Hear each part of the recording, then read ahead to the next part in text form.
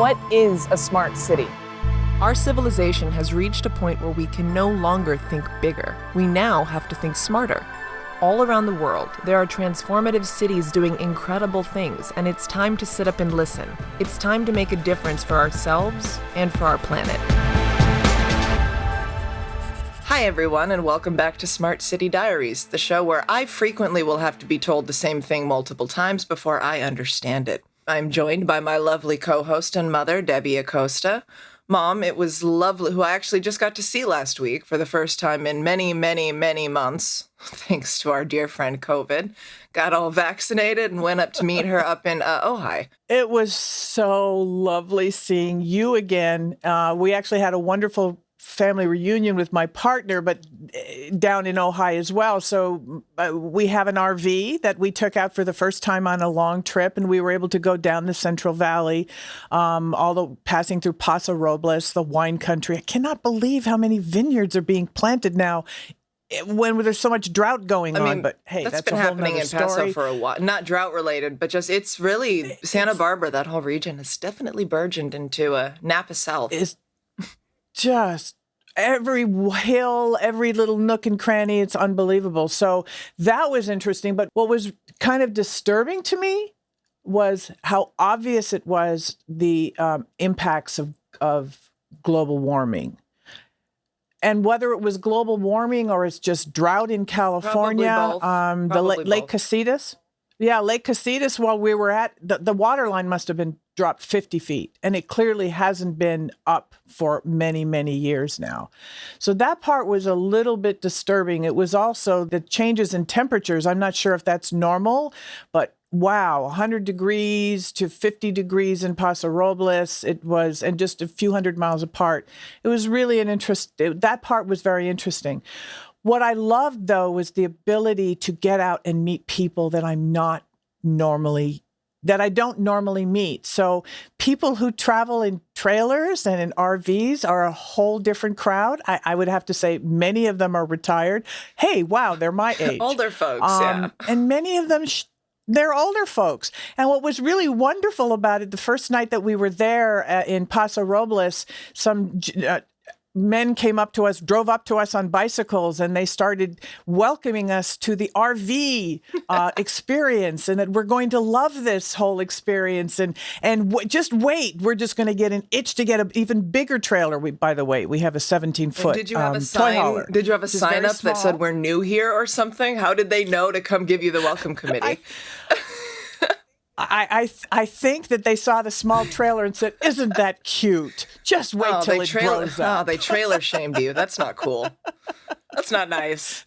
But it was fun. They really did say you're going to love this. Welcome to the community. We all know each other, and Gary and I were looking at each other, going, "Oh, I don't know if I'm quite ready for all of this," but it was a very, very warm and friendly experience, and I hope that if this works out, the idea is we can actually take this show on the road. I'd love to go to cities across America and talk to people in cities, and in rural areas, finding out what their challenges are with technology in cities, and just not only the challenges, but find the things that are going right for people. But Anna, the thing that really struck me most when I traveled down the valley is how difficult it was to get a solid internet connection. So as soon as you get out of an urban area, I actually had a really good Netgear router. That's not a plug for Netgear, but it was a really good one. But if they'd like to. No, they're not paying us. But my son recommended it to me. He said, "Mom, do this. I've got a T-Mobile chip in it." It's not a plug for T-Mobile either. No one is paying us. Not a plug for T-Mobile. That's just what I use. But I figured that was the right combination, and I was lucky in most places to get 3 megabits per second download, and upload was less than 1 megabit per second. I'm guessing that's bad. So. Okay. That's really bad. You definitely can't do video on that. You can't stream video on that. How are you going to go to work on that? How do you have a job digitally or school digitally when you have that kind of a poor connection?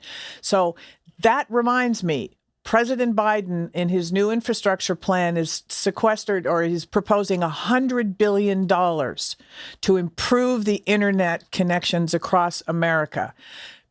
To our audience, please pay attention to this. This can impact your own city and your own communities, or it will not impact if there's nobody in your community who is advocating that you get it. So just be aware that it's coming.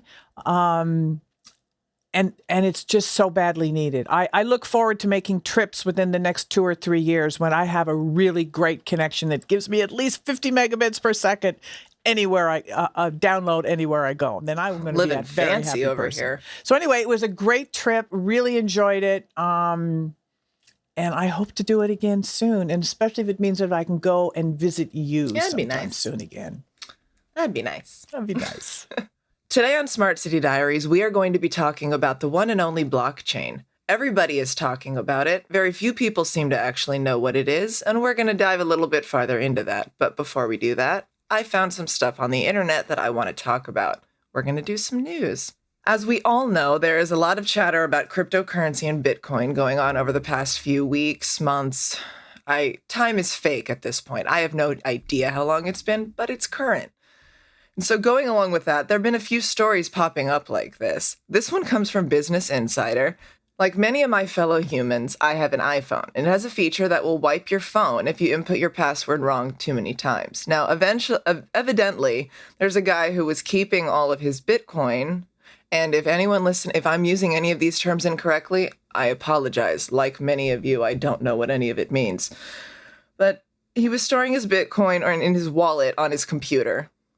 And he was using an iron key device, which works the same way. At any rate, this guy, German programmer Stefan Thomas, accidentally became the internet's main character for a minute when he lost his password to this computer, rendering his $220 million Bitcoin stash inaccessible.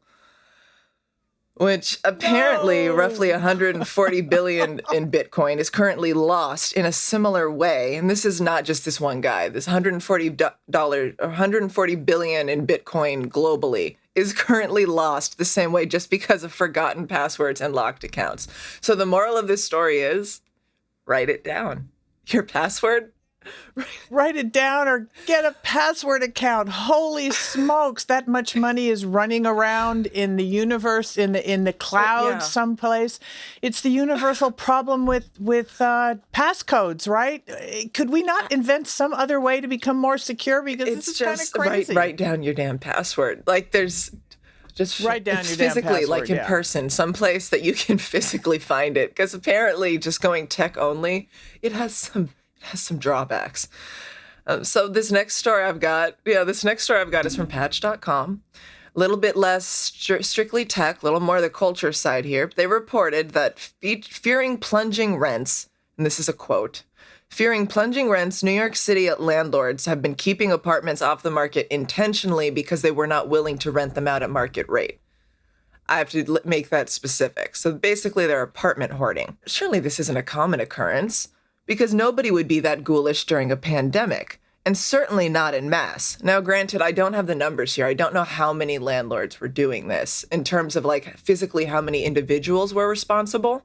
With the data that is available is on how many apartments this was happening to, not the individuals that control those apartments. So this could be like 3 apartment management companies just being terrible, or it could be hundreds of landlords. But either way, it is being reported that more than 50% of the apartments in in Manhattan specifically, were being kept off of the market. So they're unoccupied and they were just being kept off of the market because landlords didn't want to rent them out at the current going rate.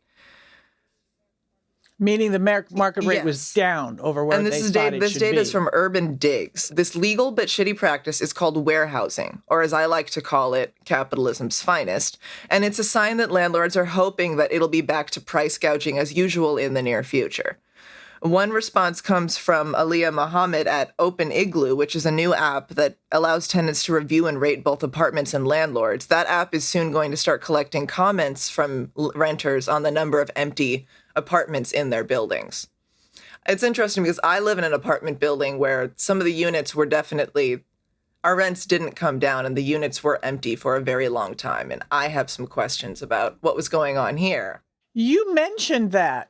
Yeah, you mentioned that. You thought it was, I remember that taking a look at the empty, or just realizing the empty apartments, and you were thinking, well, they just left Los Angeles for whatever reason, and they can't fill it up fast enough. It sounds to me like there's maybe a whole nother Especially when you go behind online and you realize that all the other rents in the neighborhood have fallen and the ones in your building are still being advertised for the same price that they would have been before the pandemic. And it's... So they're not trying to sell it. Well, when they do that, they're basically saying we're not trying to rent the house. Well, they're apartment. prioritizing, once again, profits over people, because they're saying, I want to be able to charge what I was charging before. And that's not even good capitalism. Good capitalism says what the market demands is what the supply is supposed to meet. Landlords hoarding the resource, which is what this is, or warehousing the resource, is evil. And you follow that chain all the way down the line. There's not enough housing in America. Right. There's more people. We haven't kept up with building the housing. Well, the homeless crisis is getting worse by the day. And the problem isn't that homeless people exist. The problem is that homeless people have nowhere to go. Right. There's no housing, because when you keep those apartments off the market, those people have to go someplace, and they kick out the lower rung, and then lower economic folks then themselves have to find some other acceptable form of housing, and it ends up being Caitlyn Jenner gets upset because she has to look at you while she's in her airport hangar. Anyway, moving right along. A couple of weeks ago, ostensibly to celebrate Saturday Night Live's baffling announcement that they're going to have Elon Musk on as a host. Yeah, I heard about that. What is that about? Mistakes were made.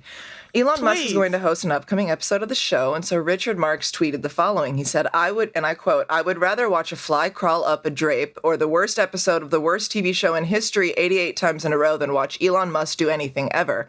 And the only commentary I have to add to that is, we are agreed." And that was the news. Moving on to our main story tonight, we are going to talk about blockchain. And that is the extent of how much I can say about blockchain. So, Mom, what is blockchain? Blockchain. Oh, so much more than cryptocurrency. Y'all have been hearing about millions of dollars of NFT sales, right? So secure sharing of medical data, NFT marketplaces, music royalties tracking, cross-border payments. Oh my God, fintech, right? Real-time Internet of Things operating systems, personal identity security, anti-money laundering tracking, supply chain and logistics monitoring, one of my favorites. So blockchain is a whole lot more than just cryptocurrency. It's also a lot more than just a big database in the sky. Even for those of us who are in the industry, blockchain, trying to explain it to somebody because we think we know it, we end up, we end up just turning over our own lips, just trying to figure this out and try to explain it to somebody who doesn't understand it. But I'm going to give you my best shot at what I understand blockchain to be. You can think of blockchain as this gigantic database in the cloud. If you can picture blockchain, it's data that's all connected to each other in some way. I actually found a really great allegory for what blockchain is. It's a clever metaphor for blockchain from William, and I apologize if I'm butchering your last name, William, Mugayar, the author of The Business Blockchain.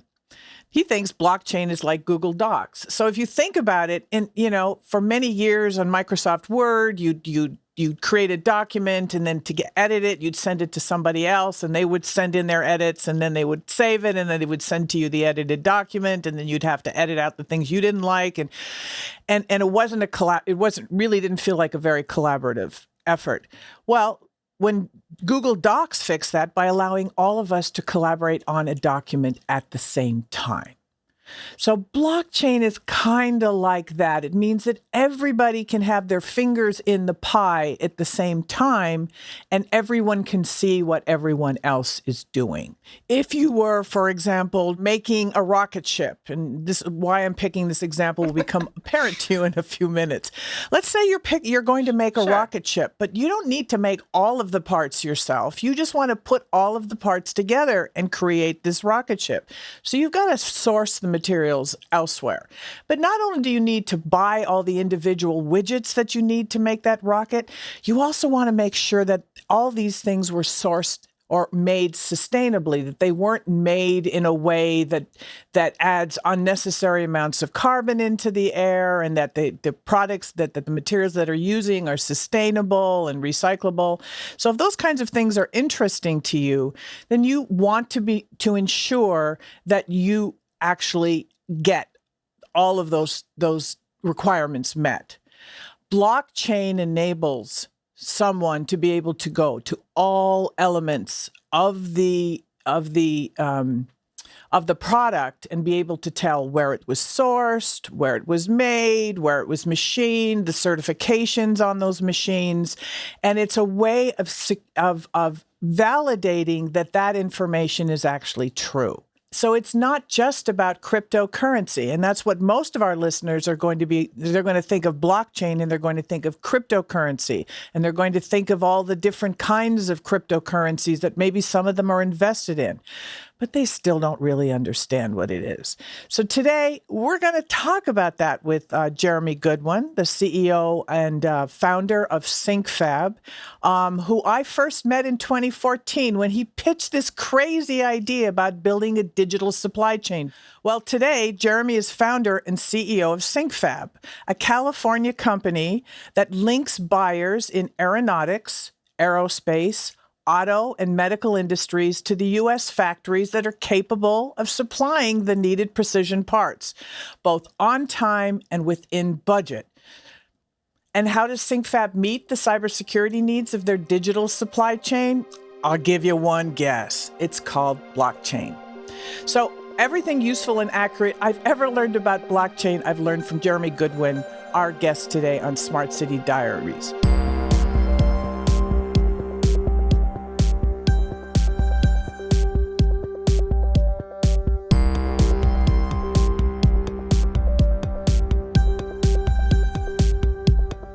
Jeremy, couldn't be a more timely conversation, so welcome to the show. I remember at 10 years old, I figured like I was fearless. The world was in front of me. Anything was possible. When you were 10 years old, what were you thinking of doing with your life? Were you thinking at all, or what were you doing? That's quite a hearkening. That's quite a hearkening aback and unexpected. I was just thinking of, because the introduction that you gave me, I was, quite flattered. But if I think back to when, I was that young, when I was 10 years old, what was I thinking about? What was I doing? I believe at that time I was very conscientious and aware of my surroundings and my environment. I was becoming increasingly aware of my surroundings and my environment at the time and how I could adapt to it. I know nowadays I'm just blown away by how the youth are affected by technology, and they're able to think about, I want to be a doctor, I want to be an astronaut. At that time I was thinking more about, getting in a more conducive environment. And when I was 10, I was plotting how to become a boy band member. So that's what I was up to back in 2001. That's what I want. That's what I was all about. Exactly. But I think it sounds to me like, being able to look around your environment and start connecting the dots. It sounds to me like you started to do that kind of at a young age. I had some time actually in Asia as a youngster in modern China, or what was then modern China, which is much, much different than it is now because time moves so quickly and progress moves so quickly. But I got to witness, firsthand that massive transformation, the industrial transformation that took place over there, and also the effect, that it had on the United States at the same time. We are pursuing, a growing pie for the globe and for our country and for people and for humanity, but at the same time, it's not a perfect model. So there's expansion, there's contraction. And so I got to see, how that worked. But what is it about that experience that caused you to say, hey, manufacturing, advanced manufacturing, bringing that back to America will actually create jobs and actually bring manufacturing and good paying jobs back to America and to our cities. How did that evolve into SyncFab, into your concept of focusing on manufacturing through digital supply chains? When you look into really what drives the economic multiplier in a market, in an economy, it's quite obvious, it's quite straightforward that manufacturing is a very powerful force in the economy with a jobs multiplier that dwarfs any other sector. So the American economy during the 80s and 90s and early 2000s quickly morphed towards a services-oriented economy, which they were convinced, the economists and the policy wonks were convincing Americans that this was much better for us and for our future because it's cleaner, services-oriented, and that meant that we were moving up the food chain. We were a more advanced economy. We didn't need to make stuff anymore. But what they didn't factor into the conversation, what they overlooked, was that we were losing the jobs multiplier at the same time. In Asia, where they have a more traditional view, they were, of course, happy to take these jobs, to take these business opportunities. I saw the transformation that took place, both not just conceptually, but empirically and on the ground. And it just completely transformed their economy and the welfare and the well-being of, a billion people. And, at the same time, what happened when 300 million Americans were asked to give up, or at the time, I think it was about 25% of American economy was manufacturing. Now it's about 12%. So, about 15% of Americans were asked to give up their manufacturing jobs and then all of a sudden just retrain themselves and find new jobs in services or go to vocational school or whatever. So what has happened here in America by our manufacturing jobs going away, it left a wide gap.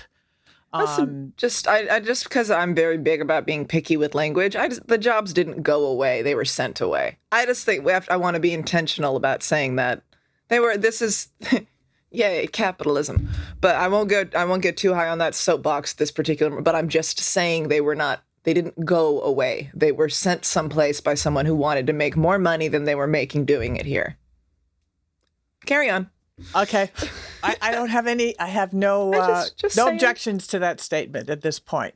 The good news is they're starting to come back, but that is not why we're here today. Well, no, actually, that is kind of why we're here today.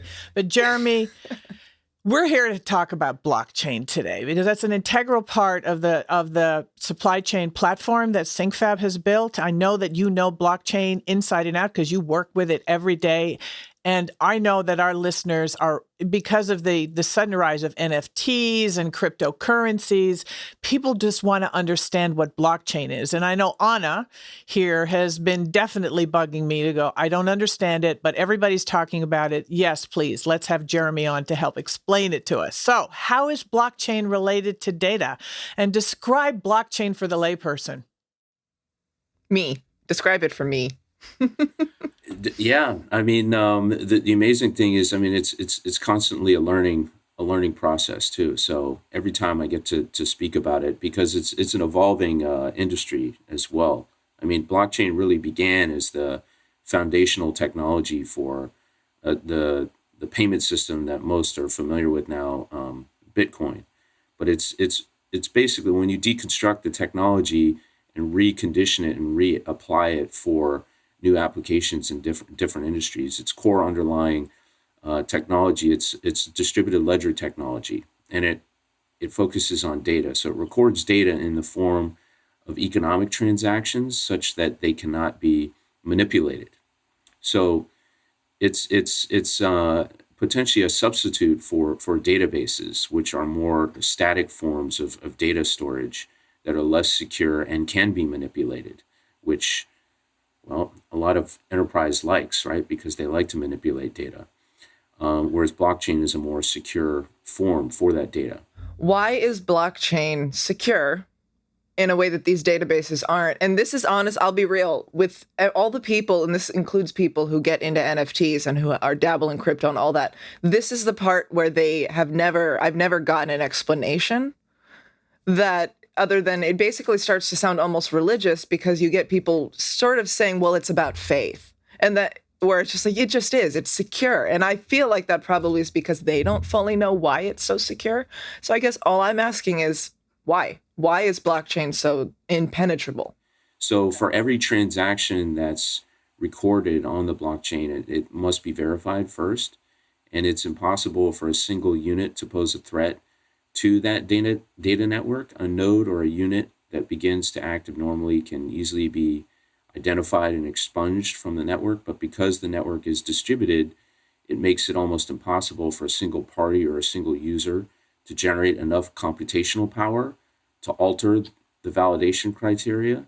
Think of it as like a database is a centralized computer network whose records can be changed by a single person with the password. But a blockchain is a distributed, or almost they call it a virtual machine. It's essentially a chain of records where you cannot create or alter a record without altering all the records before that. And the components of that distributed virtual machine are different operators and validators of that data, and you need to go back and be able to have them alter that data in order to alter a particular record, which is practically impossible unless it's true. Does that make sense? Wow. So it's almost like a series of, I think of it kind of as a set of dominoes only going backwards. If you try to lift something out of the middle, it's going to become fairly obvious when the whole thing breaks down. Right, because you're going to it's not going to make sense on the back end. It's definitely going to not make sense with the data on the back end, right? Because now all of a sudden it doesn't fit anymore. That's why they talk about these 51% attacks. The only way to manipulate the records recorded on a blockchain is to basically take control of 51% of the network. But because it's a distributed virtual machine, that means actually literally physically taking control of 51% of the network, which is why diversification, decentralization, and scale of that network is tantamount to its level of security. So describe that, because of course computing, we've always thought of it as, one big server in the sky kind of thing, but you're talking about individual machines, right? That's what I'm hearing you say, that this information is distributed and secured on various machines. What does that mean? Computers, cell phones, mainframes. They're even making smart appliances now that some people are engineering to be able to record and store data. I haven't heard instances of it yet for the mainstream blockchains that most people are using, but a lot of these new blockchain protocol projects that are popping up, are talking about being able to piggyback off of available memory on, different home smart appliances, for example. So machines, there's basically anything with computing power. And so there's definitely in the future, if not now, but there probably is, there's connections between artificial intelligence and blockchain? So the way I simplify this, Deborah, is the Industrial Revolution, or the revolution of many industries, is based on data. It's all about the data. So think in manufacturing, for example, we have the physical part, but then we also have the data that was used to make that part.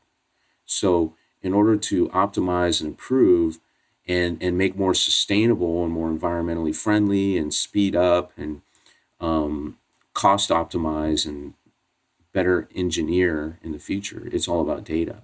And there's a lot of data that goes into engineering that, the original form of that part, material that was used to make that part, who made that part, how it was certified from a quality standpoint, how it was certified from a government compliance standpoint, if you're in defense and space and aerospace, a lot of data. And so the building blocks of the Industrial Revolution, or Industry 4.0 that they call it, or what I call ABC: artificial intelligence, blockchain, and connectivity, so that you can get to the data. The data is where the revolution is taking place. The connectivity gets the last mile access to the data through IIoT. The blockchain is the secure intermediary plumbing that transmits the data, transmits, formats, and then accelerates the matching of the data with smart contracts. And then the AI at the very end, after you've gotten access to the data, you've securely transmitted and formatted the data, then you can begin to optimize the matching of it. So these different technologies, they all glom onto each other and complement each other to achieve that revolution. You know, you talked about the Industrial Revolution in China, how a lot of the manufacturing jobs in America were taken to China, to Vietnam, to other countries in Asia, leaving a dearth of people behind who don't have skills to go to do anything else. I mean, this is what they did. They worked in car factories. They worked in any one of a number of the different things that were made in America. And which really blue collar or no is specialized labor.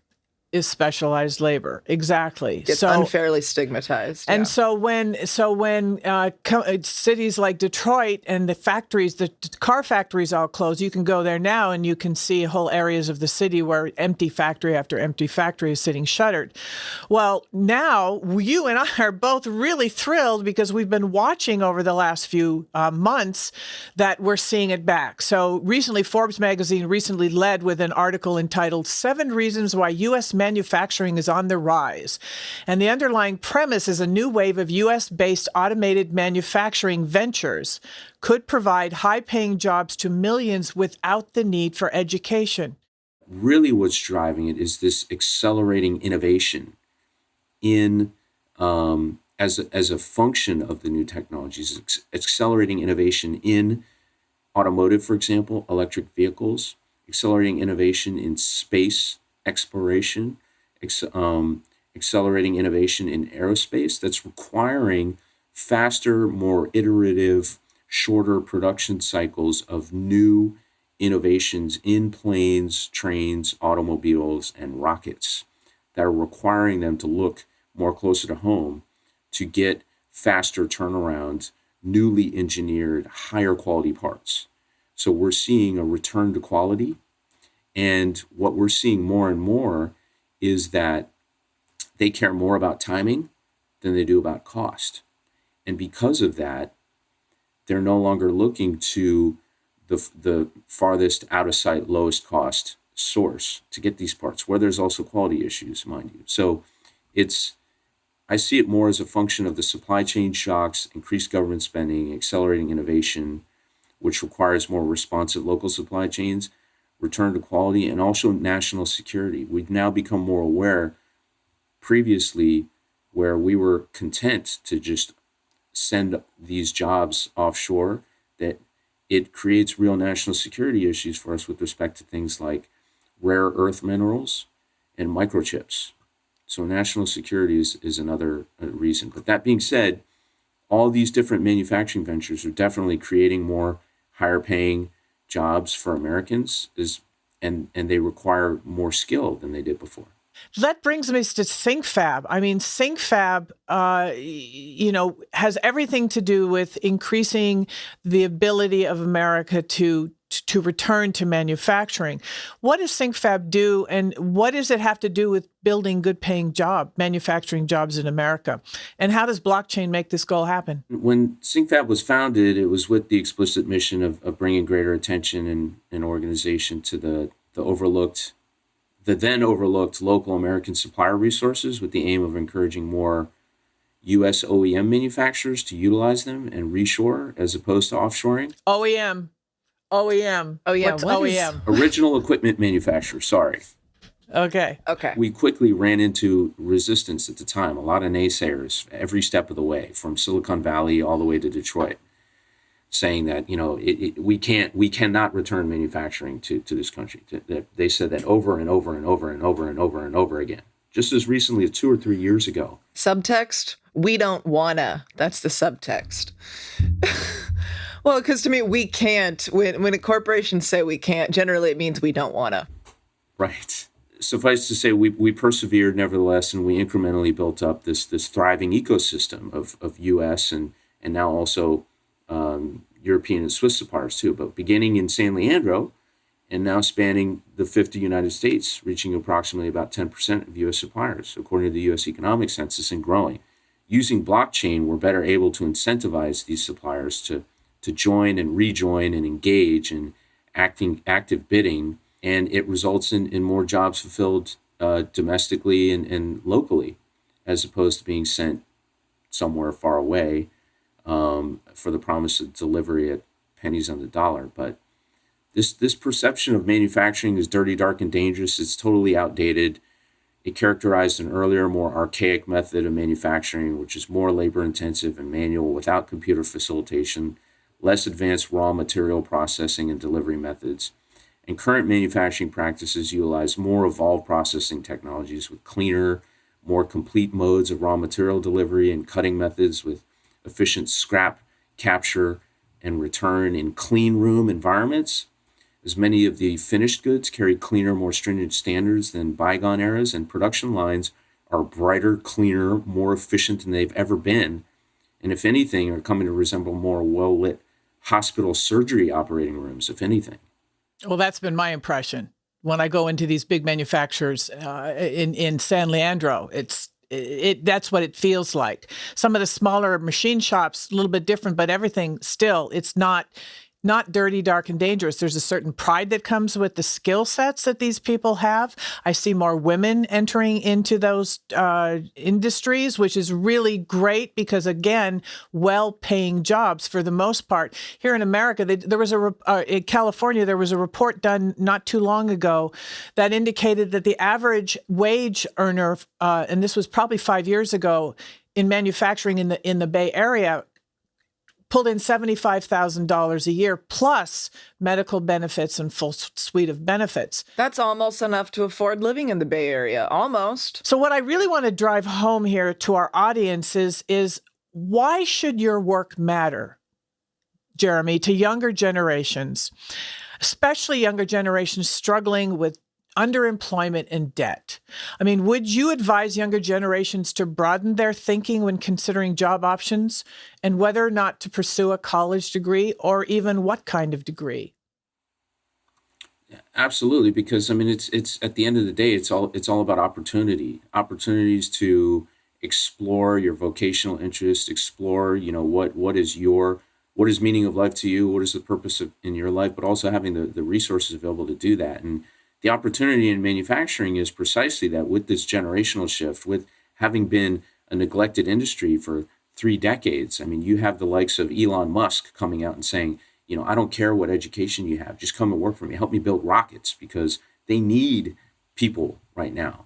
They need people to come in and learn the trade. And one of the most valuable opportunities is to have on-the-job training opportunities available. It's showing no signs of slowing down. If anything, they're projecting a boom. Previously, they were saying it's going to reach 1980s level. Now they're saying it's going to go all the way back to 1950s level. And whoa, that's what they're projecting at the moment. I was blown away.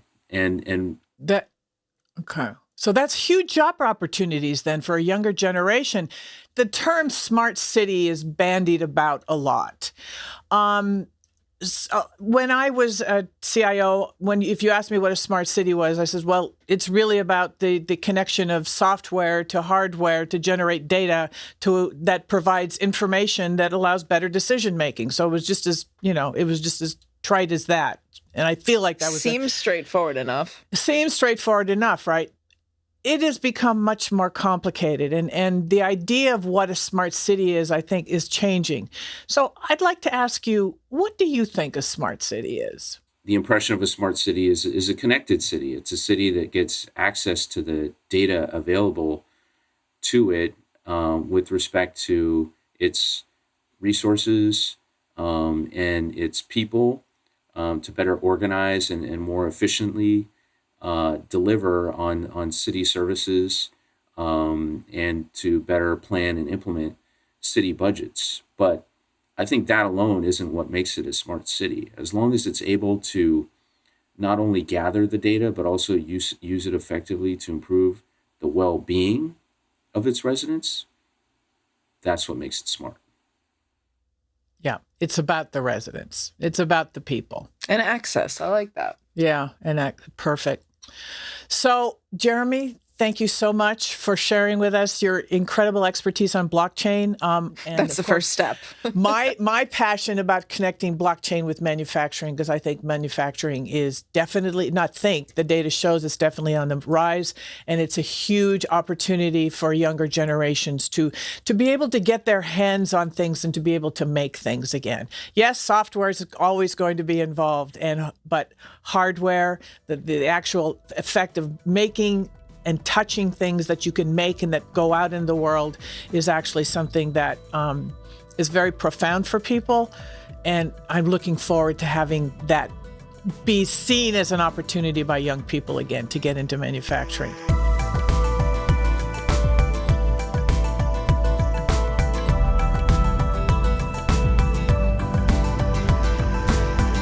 Well, I do have to say that I'm a little surprised that I didn't have to ask for the blockchain explanation multiple times. I was actually kind of stunned just because his explanation made sense to me on the first try, which is it has not been the experience that I've had trying to talk to anyone else about it. So that was interesting. I've been dancing around the periphery of everyone else's knowledge about blockchain for a long time, again, in my role as official interpreter.